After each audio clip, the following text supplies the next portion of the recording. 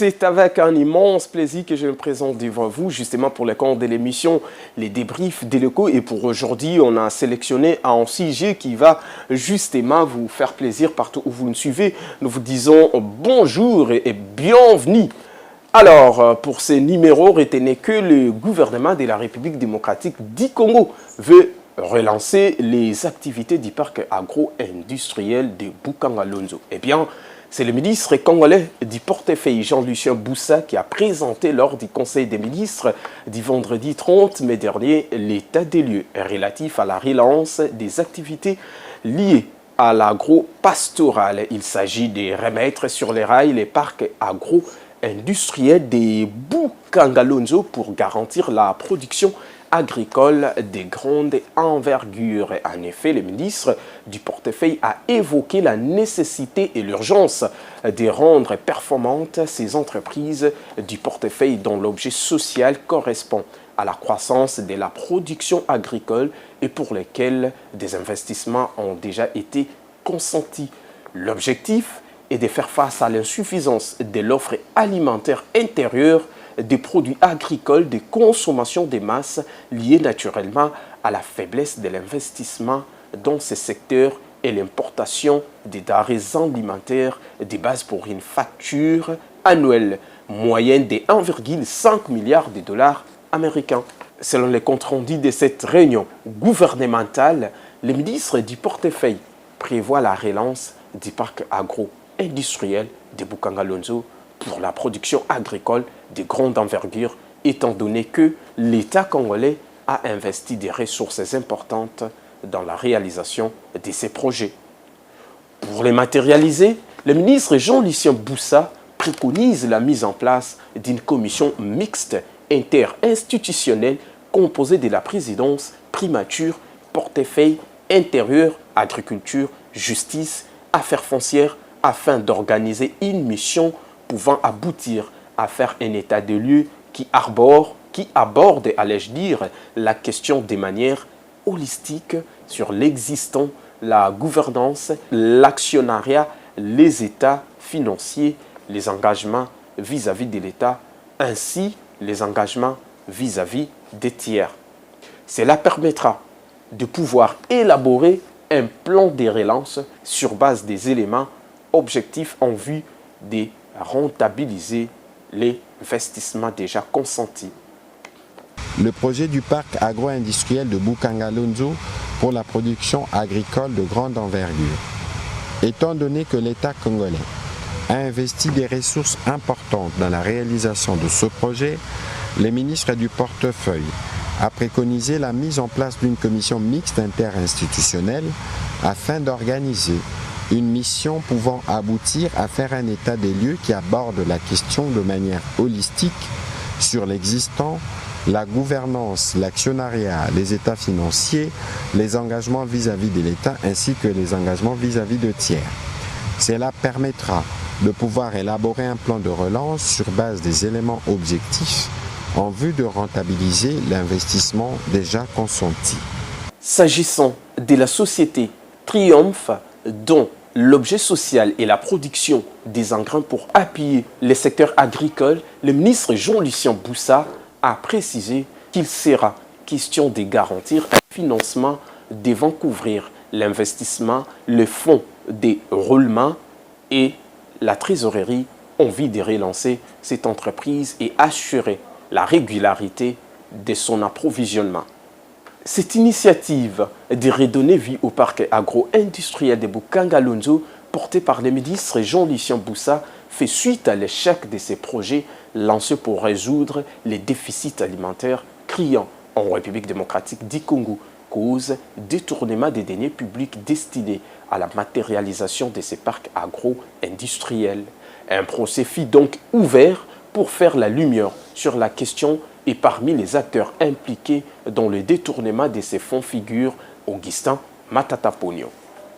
Nous sommes mardi 20 mai 2025. La Cour constitutionnelle de la République démocratique du Congo annonce la condamnation d'Augustin Matata Ponyo, ancien Premier ministre sous Joseph Kabila, reconnu coupable de détournement des deniers publics dans le cadre du projet agro-industriel de Boukangalonzo. 10 ans de travaux forcés, voilà la sentence prononcée par la Cour constitutionnelle congolaise contre le président fondateur du parti politique LGD. Dit établi en fait comme en droit l'infraction de détournement de la somme de 89 millions de dollars américains mise à charge des prévenus Matata Ponyo Mapon Augustin et Mutombo Mwananyembo de Ogracias, et en conséquence condamne chacun à 5 ans de travaux forcés. Dit que les 2 infractions de détournement des deniers publics commises par les prévenus Matata Ponyo Mapon Augustin sont en concours matériel. Le condamne de ce chef à une peine cumulée de 10 ans de travaux forcés. En outre, prononce les peines complémentaires ci-après. L'interdiction pour 5 ans, après exécution de la peine principale, du droit de vote et du droit d'éligibilité en ce qui concerne les prévenus Matata Ponyo Mapon Augustin et Mutombo Mwananyembo de Ogracias. L'interdiction d'accès aux fonctions publiques et para-étatiques, quel qu'en soit l'échelon à charge des mêmes prévenus Matata Ponyo Mapon Augustin et Mutombo Mwananyembo de Ogracias. Absent à l'audience, Matata Ponyo n'a cessé de dénoncer une instrumentalisation politique de la justice congolaise qu'il accuse de chercher à l'écarter de la sphère politique. Comme vous pouvez vous l'imaginer, ces dossiers, plutôt politiques que judiciaires, réapparaît comme un sphinx chaque fois que les pouvoirs politiques initient une action en sa faveur pour ratisser large. Pour mémoire, le dossier Bukanga-Lonzo est né parce que j'ai refusé d'intégrer l'Union sacrée. Une condamnation sans appel, la Cour constitutionnelle qui siège en premier et dernier ressort a également condamné l'ancien Premier ministre en 5 ans d'inéligibilité et ordonné son arrestation immédiate ainsi que la confiscation de ses biens au prorata de son détourné. De ses co-accusés, Deogracias Mutombo, ancien gouverneur de la Banque centrale du Congo, et le Sud-Africain Christo Grobler, patron de la société Africom, ont écopé de 5 ans de travaux forcés chacun. Selon la haute juridiction, 285 millions de dollars américains avaient été décaissés pour financer le projet de Bukanga-Lonzo, censé devenir un moteur de l'autosuffisance alimentaire dans les pays. Mais au moins 245 millions de dollars américains ont été détournés en violation manifeste des règles de passation des marchés, de gestion publique et de transparence. Lancé entre 2013 et 2016, Bukanga-Lonzo devait symboliser la renaissance agricole de la République démocratique du Congo. Ces projets d'envergure nationale visaient à transformer un vaste espace en centre agro-industriel moderne, créateur d'emplois, fournisseur de denrées alimentaires locales et levier contre la pauvreté rurale. Mais les espoirs ont rapidement laissé place aux soupçons.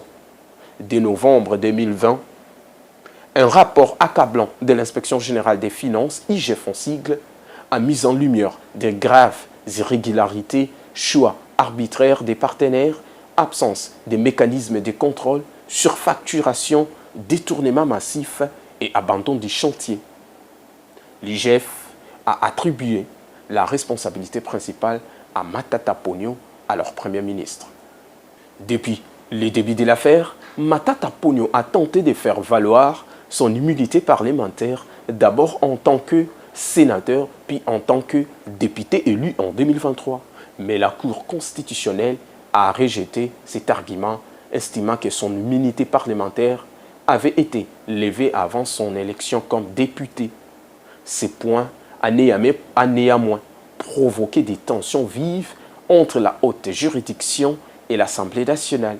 Vital Kamerhe, président de la Chambre basse du Parlement, a dénoncé dans une correspondance officielle une violation de la Constitution, appelant à une rencontre avec le président de la Cour pour harmoniser les interprétations. L'Assemblée nationale n'était pas officiellement informée par la Cour constitutionnelle du dossier Matata, si ce n'est l'intéressé lui-même, ici en plénière, en présence de tous les députés, pour dire qu'il est convoqué pour être jugé. Et votre président a écrit à la Cour constitutionnelle, non pas pour susciter un pugilat entre des institutions, mais pour rappeler seulement l'article 107 de la Constitution et pour dire que ce sont des questions en tant que grands responsables nous pouvions traiter sans étaler en public. En retour, le président de la Cour, Dieudonné Kamuleta Badibanga, a réaffirmé que le pouvoir judiciaire est indépendant et qu'aucune institution ne peut entraver l'exécution d'une décision de justice. Pour Matata Ponyo, le dossier est avant tout politique. Dans une vidéo publiée en mars dernier, il dénonçait une instrumentalisation du pouvoir judiciaire pour l'écarter de la scène politique. L'ancien Premier ministre Augustin Matata Ponyo a notamment accusé la Cour constitutionnelle d'avoir changé de position depuis 2021. À cette époque, sous la présidence de Dieudonné Kalouba, la Cour s'était déclarée incompétente pour juger un ancien Premier ministre. Dieudonné Kalouba, considéré comme un brillant constitutionnaliste, avait ensuite été évincé de son poste dans des conditions controversées. Le professeur Kalouba a été chassé de la Cour pour avoir refusé de se plier aux injonctions de la présidence, a affirmé Matata Ponyo, évoquant une dérive autoritaire du régime congolais. Au-delà d'Ika Matata, le dossier Boukangalonzo cristallise les limites de la gouvernance en République démocratique du Congo et illustre la difficulté chronique du pays à concrétiser des projets de développement malgré des ressources importantes à cause de la corruption, du clientélisme et de l'absence de redevabilité. La condamnation de l'ancien Premier ministre pourrait être perçue comme un signal fort de la part du pouvoir en place en matière de lutte contre l'impunité, mais pour beaucoup, elle soulève surtout la question de la sélectivité de la justice. Pourquoi certains dignitaires de l'ancien régime ou même du régime actuel échappent-ils à toute poursuite? Pourquoi cette affaire ressurgit-elle à des moments clés de la vie politique congolaise vers une recomposition du paysage politique alors que la formation prochaine d'un gouvernement d'union nationale est annoncée depuis plusieurs semaines et que des consultations politiques ont même été organisées pour faciliter cela? Certains observateurs estiment que la condamnation de Matata Ponyo pourrait viser à affaiblir une figure de l'opposition avant d'éventuelles négociations. En 2023, Matata s'était désisté en faveur de Moïse Katumbi, principal rival du président Tshisekedi à l'occasion de l'élection présidentielle organisée à la fin de la même année. Pour finir, le dossier Boukangalonzo doit servir d'exemple pour certains dirigeants de la République démocratique du Congo qui sont tourmentés par les démons du détournement et de la corruption. Et la même rigueur, énergie et détermination appliquée pour les cas Matata Ponyo doit être la même pour d'autres cas de détournement afin de permettre les pays de Lumumba de renaître de ses cendres. Voilà ce qui met un terme à notre rendez-vous d'aujourd'hui. Grand merci de nous avoir suivis et à très bientôt pour les débriefs de notre sujet d'actualité économique et financière.